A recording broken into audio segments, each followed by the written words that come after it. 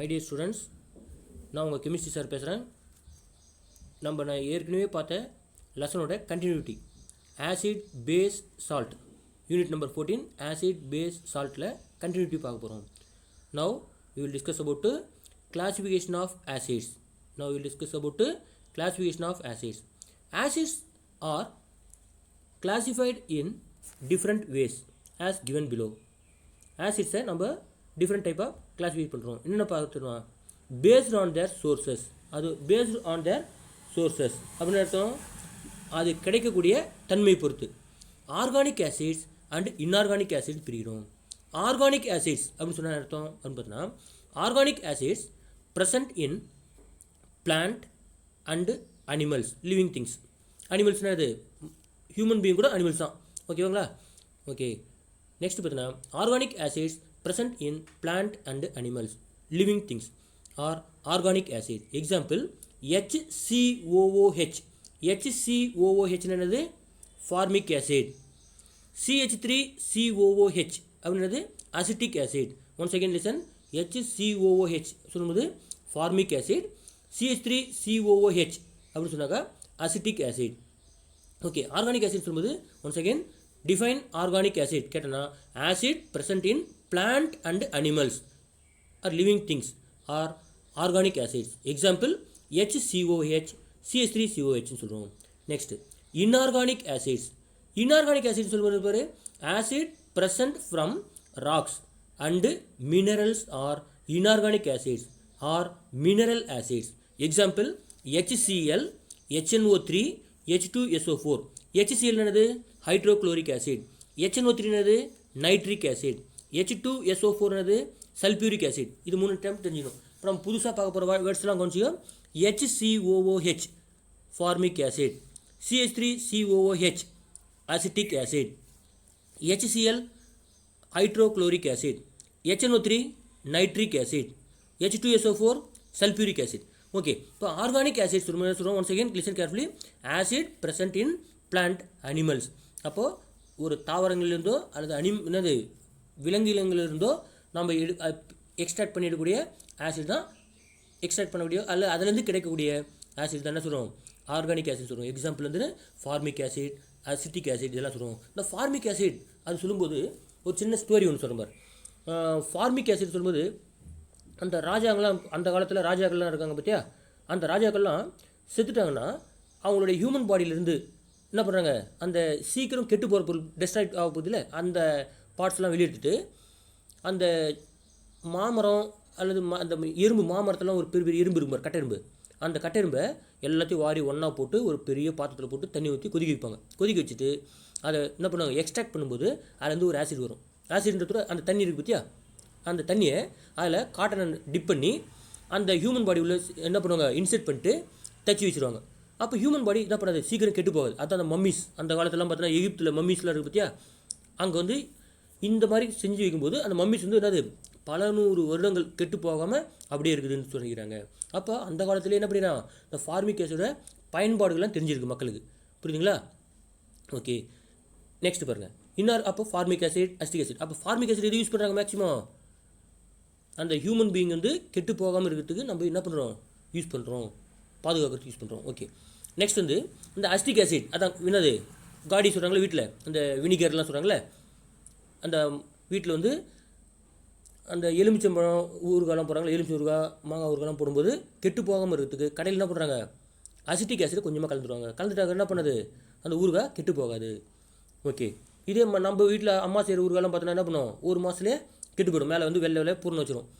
ஆனால் கடையில் என்ன பண்ணுறான், கடையிலேருந்து வருது பற்றி நம்ம நிறைய கடையில் ஜாடியில் வச்சுருப்பாங்க, அதெல்லாம் பார்த்தோன்னா அவ்வளோ சீக்கிரம் என்ன பண்ணுது, ஒரு வருஷம் வச்சுருந்தா கெட்டு போகாது. ஏன்னு கேட்டாக்கா அவ்வளோ கெமிக்கல்ஸ் ஆட் பண்ணுவாங்க. ஸோ மேக்ஸிமம் நம்ம அந்த மாதிரி கெமிக்கல்ஸ் யூஸ் பண்ணுறத அவாய்ட் பண்ணிவிட்டு வீட்டில் செய்கிற ஃபுட் ஐட்டத்தை சாப்பிட்றதுக்கு முயற்சி பண்ணணும். Okay, next inorganic acid. Inorganic acid சொல்லும்போது acid present from rocks and minerals are inorganic acid. பெரும்பாலும் பாறைகள் அல்லது கனிம துகள்கள் அப்படின்னு சொல்லுவாங்க. Inorganic acids acid prepared from rocks and minerals are inorganic acids are mineral acid. Example HCl, HNO3, H2SO4. HCl என்ன சொல்லிடுறேன் ஆல்ரெடி, ஹைட்ரோக்ளோரிக் ஆசிட். HNO3 என்னது, nitric acid. H2SO4 என்னது sulfuric acid. Based on their basicity. Next line. Based on their basicity. Based on their basicity அப்படின்னு சொல்லும்போது என்ன சொல்கிறோம், அதனுடைய என்ன சொல்கிறோம், ஆசிட் பேஸ் என்னது காரம் சொல்லுவோம்ல, அதோட காரத்தன்மை அடிப்படையில் சொல்கிறோம். அப்படி பிரிக்கும்போது நம்ம மோனோபேசிக், டைபேசிக், ட்ரைபேசிக் அப்படி பிரிக்கிறோம். Acid that contain only one replaceable hydrogen. அப்போ அந்த ஒரு ஆசிடில் ஒரே ஒரு ஹைட்ரஜனை நம்ம ரீப்ளேஸ் பண்ண முடியுது அப்படின்னாக்கா அதுதான் மோனோபேசிக் ஆசிட். அப்போ acid that contain only one replaceable hydrogen atom per molecule is called monobasic acid. It gives one hydrogen ion per molecule of the acid in solution. Example HCl HNO3. என்ன சொல்ல வரோம் பார்த்தீங்கன்னா, ஒற்றை காரத்துவ அமிலம் சொல்லும்போது இவை ஒரு மூலக்கூறில் ஒரே ஒரு பதிலீடு செய்யப்படக்கூடிய ஹைட்ரஜன் அயனியை பெற்ற அமிலங்கள். அதில் என்ன பண்ணுவோம், ஒரே ஒரு ஹைட்ரஜன் தான் ரீப்ளேஸ் பண்ண முடியும், பதிலீடு ரீப்ளேஸ்மெண்ட் பண்ண முடியும். ஓகே, என்ன சொல்கிறோம், தட் என்ன சொல்கிறோம், இவை ஒரு மூலக்கூறில் ஒரே ஒரு பதிலீடு செய்யப்படக்கூடிய ஹைட்ரஜன் அயனியை பெற்ற அமிலங்கள் ஆகும். இது நீர்க்கரைசலில் ஒரு மூலக்கூறு அமிலத்திற்கு ஒரு ஹைட்ரஜன் அயனியை தருகிறது. இது என்ன பண்ணுது, ஒரு மூலக்கூறு அமிலத்திற்கு ஒரு ஹைட்ரஜன், அதான் சொல்கிறாங்க இங்கே கொடுத்துறோம் பார். It gives one hydrogen ion per molecule of the acid in solution. Example HCl HNO3.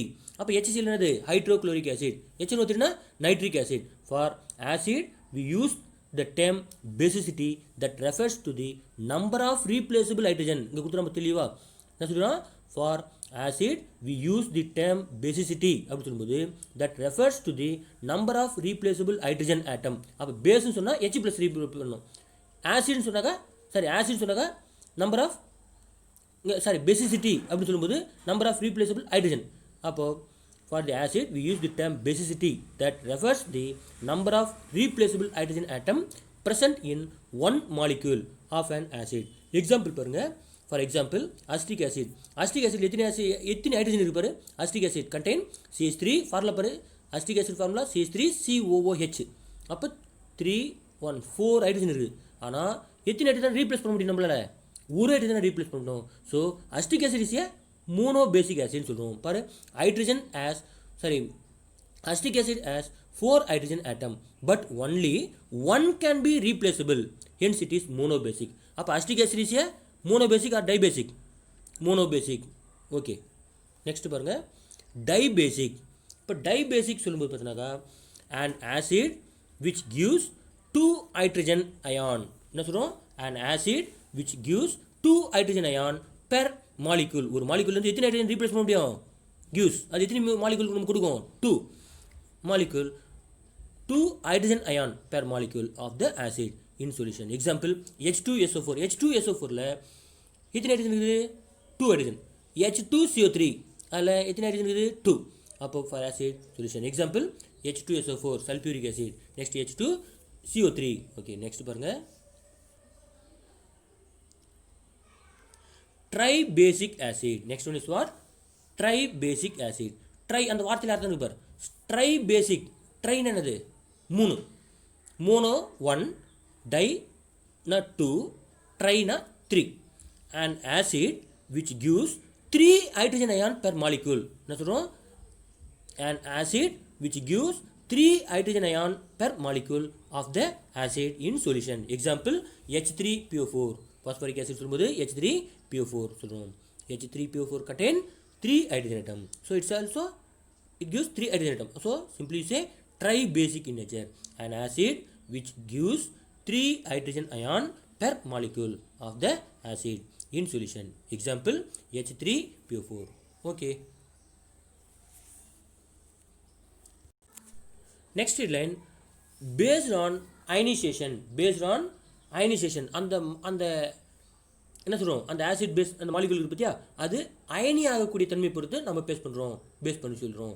Paste on ionisation, acid get ionised in water, it produce H+ ion. அப்போ ஒரு ஆசிடை நம்ம என்ன பண்ணுறோம், வாட்டரில் போட்டு டிசால்வ் பண்ணுறோம், அயனைஸ் பண்ணும்போது H+ அயனை ப்ரொடியூஸ் பண்ணுது. H+ அயன் கம்ப்ளீட்லி H+ அயனை ப்ரொடியூஸ் பண்ணி வெளியிட்டுச்சு அப்படின்னாக்கா அது என்னது, அது என்ன சொல்கிறோம்,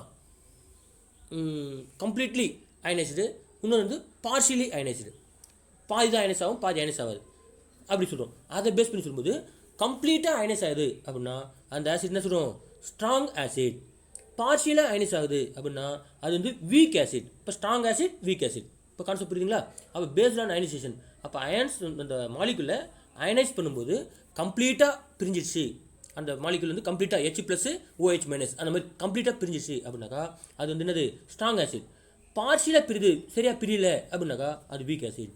acid get ionised in water produce H+ ion completely or partially based on the extent of ionization acid are classified as below. எப்படி பிரிக்கிறோம்? First one is strong acid. They are acid that ionize completely. Strong acid என்ன சொல்றோம்? Based on ionization பிரகாரம் சொல்லுங்க. These are acid that ionize completely in water. Example HCl. இப்போ hydrochloric ஆசிடை water dissolve பண்ணும்போது H+Cl- பிரிஞ்சிடும், கம்ப்ளீட்டாக பிரிஞ்சிடும். அப்போது HCl is a strong acid. இப்போ week acid சொல்ல அப்போ அப்படின்னாக்கா these are acid that அயனைஸ் partially, பகுதி அளவு தான் பிரியும், சரியாக பிரியாது. Example CH3COOH. இந்த ஆசிட் எப்படி பிரியும்? CH3 + COO- அப்படி பிரியும். அப்போ அங்கே ஒரு H வந்து சரியாக பிரியாது. இப்போ கான்செப்ட் தான் CH3COO-. அப்போ H+ CH3COO- அப்படி பிரியும். அப்போ ஒரு H கம்ப்ளீட்டாக தான் பிரியணும், ஆனால் அங்கே SCH3 பாரு H வந்துடுது. அப்போ H+ CH3COO- அப்படி பிரியும். அப்போ H வந்து என்ன பண்ணல, சரியாக பிரியலை, அப்போ அது வீக் ஆசிட். அப்போ acetic acid is also A week acid. Give one example for week acid கேட்டாக்கா என்ன சொல்லணும், நீ அசிட்டிக் ஆசிட் சொல்லணும். Give one example for strong acid அப்படி கேட்டாக்கா HCl சொல்லணும். HCl என்னது, hydrochloric acid. CH3COH acetic acid. Listen, do you know பாருங்க, ionization is the condition of being dissociated into ions.